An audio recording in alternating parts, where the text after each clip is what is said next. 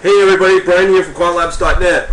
Just had another meetup socially, locally here in Toronto with a couple of guys, about 10 of us, 15 of us actually.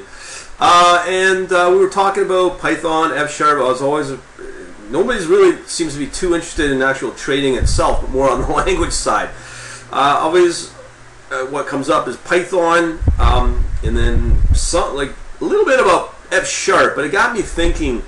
Right now I'm in the mode of really just focusing on the math, the basic fundamentals of pure math. I put out an email on that yesterday, so I'm really focusing on that. At this point, as most people that are really smart really agree that your language of choice for developing and deploying trading ideas in your trading platform is secondary, really.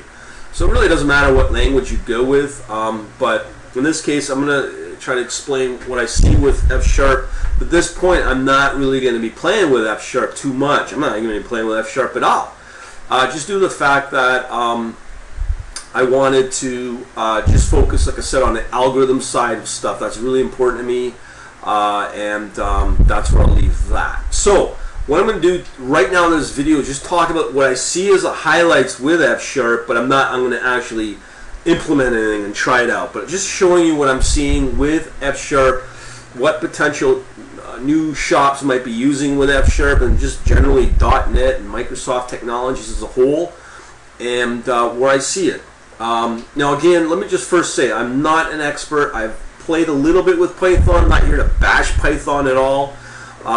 Just from my experience with Python, I do see definitely Python everywhere in the world of trading and investment banks and HFT shops, no doubt. The thing is, a lot of people are using it, so I'm just looking at alternatives potentially down the line, probably in the fall of 2014. Maybe not, I don't know.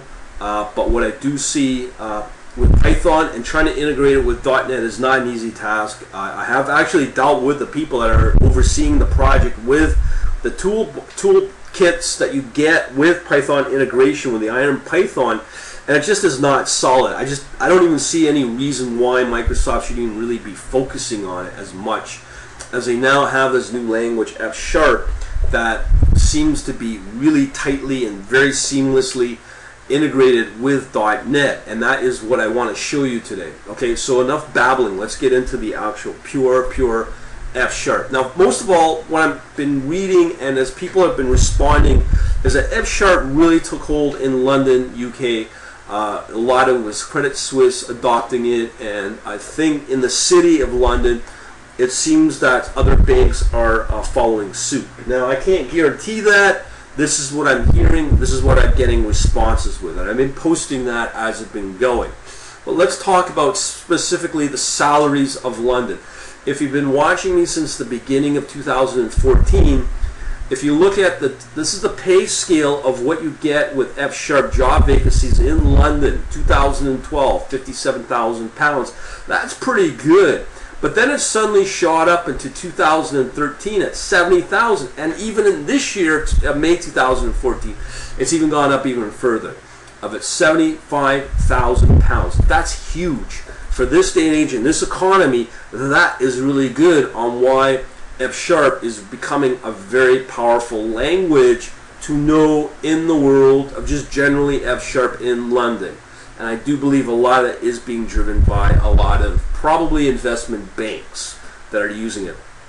Another video I'm going to show you, that video did talk about the 3 hottest languages in London right now, which are Erlang, and I think it was Scala, and of course F Sharp, because this functional programming, quote unquote, is becoming the trendy thing right now in London and New York, and obviously Python's part of that. But if, let's say, Scala, Erlang, and F Sharp are the hot languages, personally I bet my farm on F Sharp, only because Microsoft's behind it. Now, let's compare that with Python. Okay, so when you look at Python, the pay scale, it hasn't really grown much over 2012. I'm not saying 50,000 is not bad, but you're only getting a 10% growth versus here with the F Sharp. It's literally a 50% growth, or pretty close. Okay, so that shows that this is a really hot language to know. And from what I've seen of job descriptions in finance, if you're really good at both .NET, let's say C Sharp and F Sharp combined, this is a great way to get into the markets. And I've been doing programming and been in IT for over 30 years, and this is another one of those little gold nuggets in early days of when something becomes huge down the line. I've seen both the iPhone market just take off in its early stages, as well as Bitcoin take off in its early stages. So that is the pay scale of F Sharp versus Python in London. So let's talk specifically about F Sharp as it stands right now. Okay, so let me get rid of this guy. Okay, now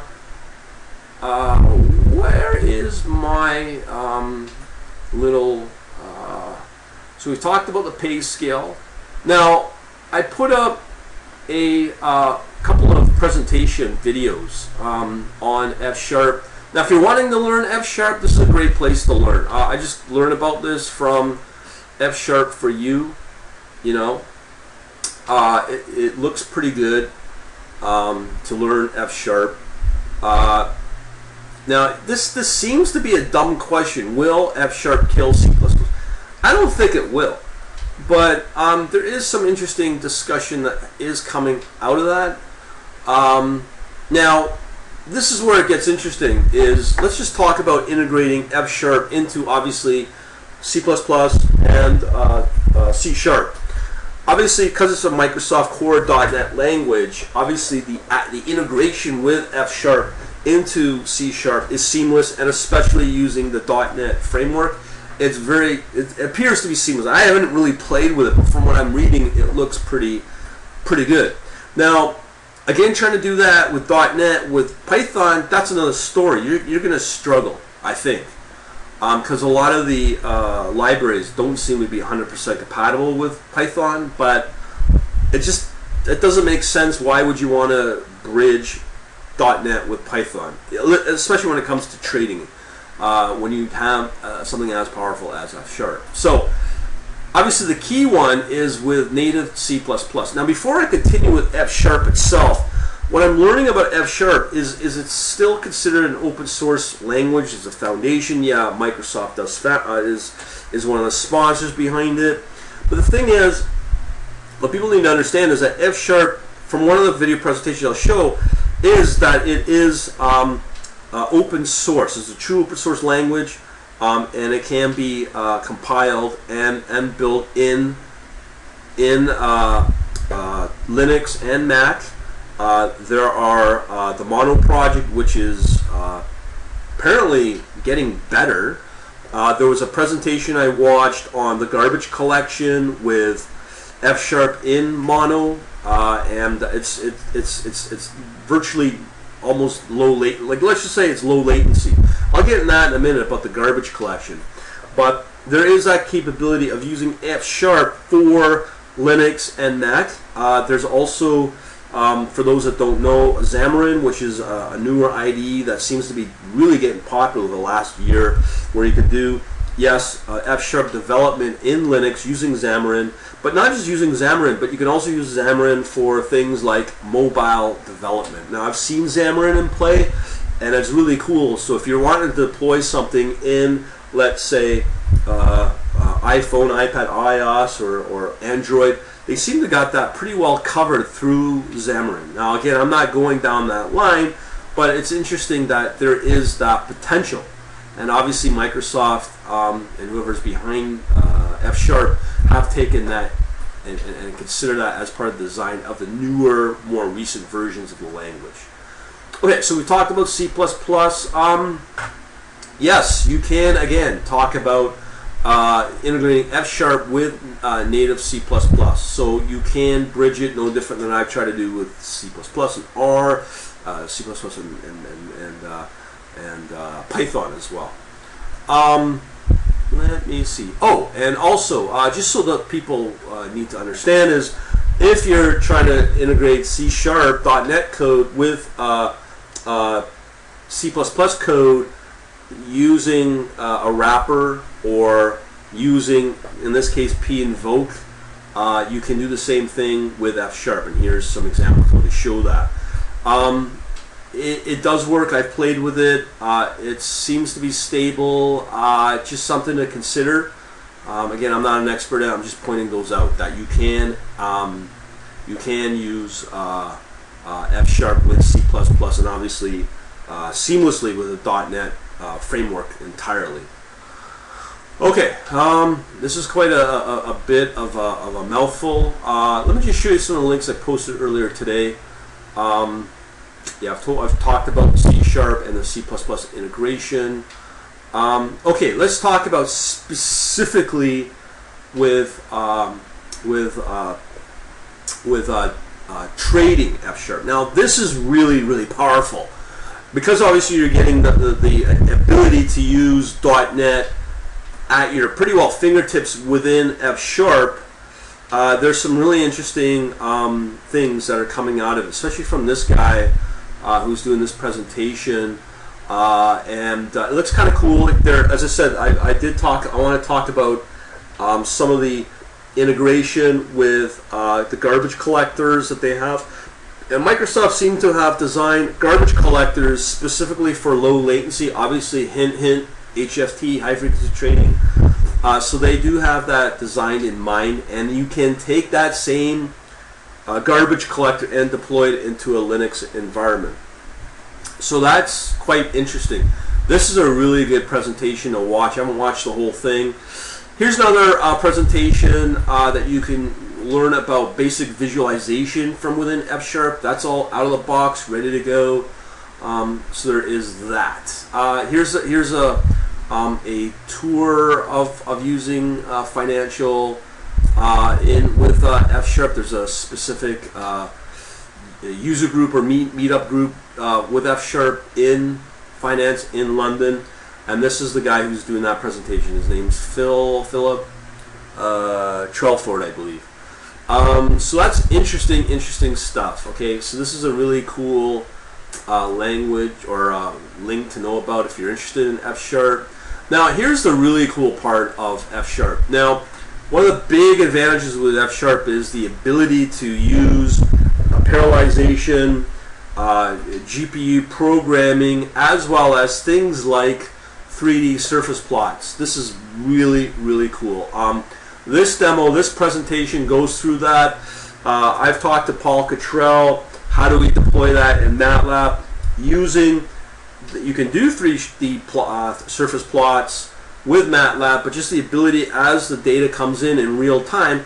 This F Sharp language really takes care of that because you can use what they call agents, no different than really threads, where it will handle a specific agent for your data feed. You can use another agent that's just exclusively for your refreshing of your plot, and this can all be done in real time using GPU, graphical processing unit boards, and F Sharp has that all out of the box, ready to go.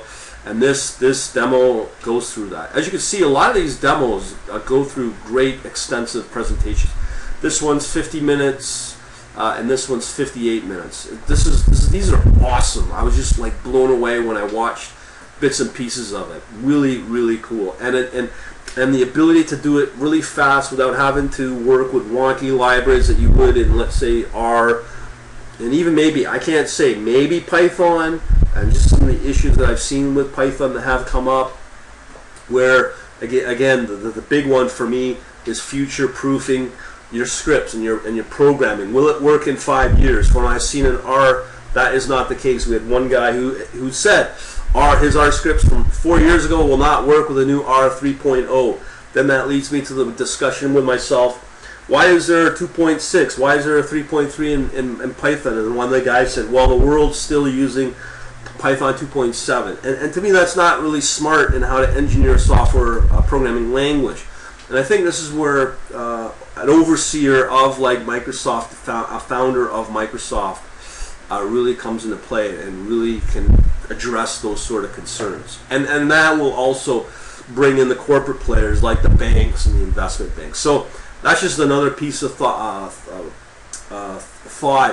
that I always have had. But I think with F Sharp, that's really gonna make F Sharp take off, and that seems to be the case with this salary in the case of F Sharp for May 2014. So that seems to be already happening. Okay, so we've talked about the 3D capabilities with Python, with F Sharp. So there's a lot of power with it. As I said, parallelization, the GPU capabilities is all there, ready to go. And the best part is, it's free. It's free. It's free. So where does that leave you with something like powerful as MATLAB? I'm still going to be using MATLAB. I still think MATLAB's the best platform to develop algorithms in, and because now you have the capability to be able to develop your DLLs and your libraries in C Sharp, you can still use them in whatever language is going to be C Sharp or true functional programming with those generated MATLAB libraries in C, C++ as a DLL that F Sharp can tap into. And of course, we can accomplish that by using these links here with a C Sharp, maybe P invoke, maybe using some kind of wrapper, using the C++ CLI and other things. So it does appear F Sharp may be the answer, instead of like, do I use Python, how do I integrate it, blah blah blah blah, as I've addressed. I'm really excited to see the potential of this, but I'm just, as I said, I'm not going to test stuff and go crazy with it, but I am seeing now the potential with F Sharp, and that's the direction if I was to go with a really sophisticated functional programming language. I think F Sharp could be it. I'm not saying it will be or won't be, but from what I'm seeing in the hints of these salary jumps in the last year or 2 years, that to me is strong enough to say, yeah, maybe even if you're new in the world of trying to get into quant, this could be the path to do it, because not a lot of people are getting into F Sharp, and maybe now's the time to get your name out there using that language, because hell, everybody's using Python, and that's one of the early signs of new languages. And if you haven't seen it, you know, when you look at again, TO programming languages, here's me. I haven't done this in a while.